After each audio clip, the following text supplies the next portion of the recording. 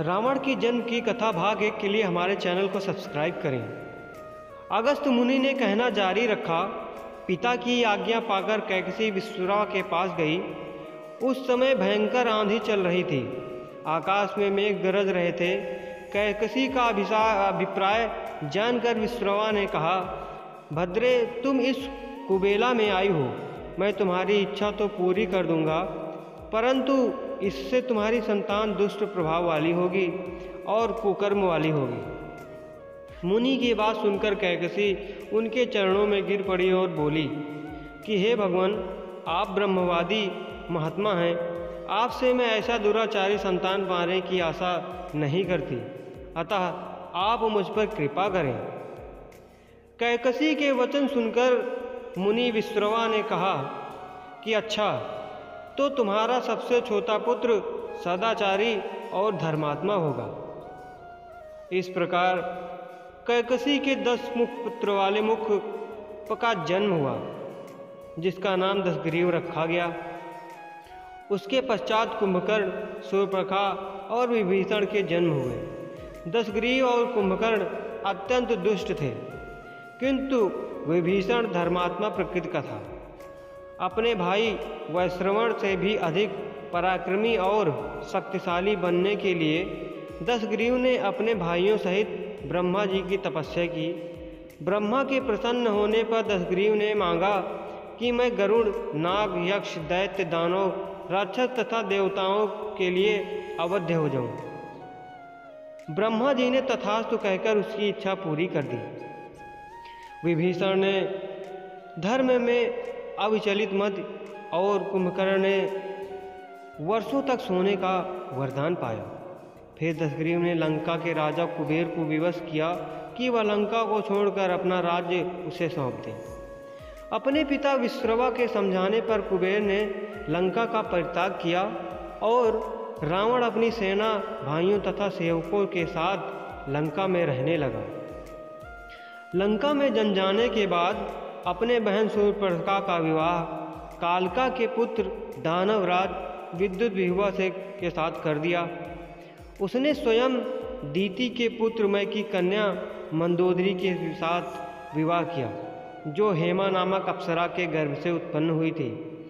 विरोचन कुमार बलि के पुत्र वज्रोज्ज्वला से कुंभकर्ण का और गंधर्वराज महात्मा शैलूष की कन्या शर्मा से विभीषण का विवाह हुआ।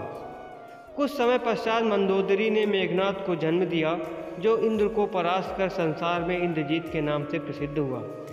सत्ता के मद में रावण उच्छृंखल हो देवताओं, ऋषियों, रक्षों और गंधर्वों को नाना प्रकार के कष्ट देने लगा। एक बार उसने कुबेर पर चढ़ाई करके उसे युद्ध में पराजित कर दिया और अपनी विजय की स्मृति के रूप में कुबेर के पुष्पक विमान पर अपना अधिकार कर लिया। उस विमान का वेग मन के समान तीव्र था। वह अपने ऊपर बैठे हुए लोगों की इच्छानुसार छोटा या बड़ा रूप धारण कर सकता था। विमान में मणि और सोने की सीढ़ियों पर बनी हुई थी और तपाए हुए सोने के आसन बने हुए थे। उस विमान पर बैठकर जब वह श्रवण नाम से प्रसिद्ध सरकंडों के विशाल वन से होकर जा रहा था, तो भगवान शंकर के पार्षद नंदीश्वर ने उसे रोकते हुए कहा, दशग्रीव, इस वन में स्थित पर्वत पर भगवान शंकर क्रीड़ा करते हैं, इसलिए यहाँ सभी सुर, असुर, यक्ष आदि का आना निषिद्ध कर दिया गया है। नंदीश्वर के वचनों से क्रुद्ध होकर रावण विमान से उतरकर भगवान शंकर की ओर चल पड़ा। उसे रोकने के लिए उसने थोड़ी दूर पर हाथ से शूल लिए नंदी दूसरे शिव की भांति खड़े हो गए। उनका मुख वानर जैसा था। उसे देखकर रावण ठहाका मारकर हंस पड़ा। इससे कुपित होकर नंदी बोले कि हे दशानन, तुमने मेरे वानर रूप की अवहेलना की है, इसलिए तुम्हारे कुल का नाश करने के लिए मेरे ही समान पराक्रमी रूप और तेजस से भरा संपन्न वानर उत्पन्न होगा। रावण ने इस ओर तनिक भी ध्यान नहीं दिया और बोला, जिस पर्वत ने मेरे विमान की यात्रा में बाधा डाली है, आज मैं उसी को उखाड़ कर फेंकूंगा।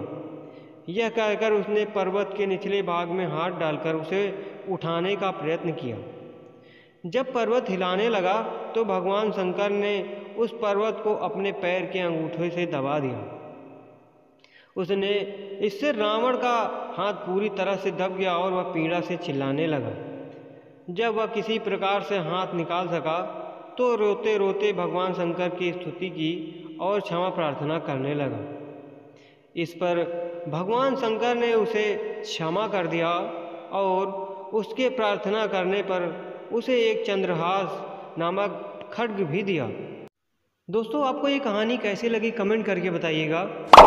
इस कहानी के पार्ट 1 के लिए हमारे चैनल को सब्सक्राइब करके बेल आइकन को दबाइएगा। धन्यवाद।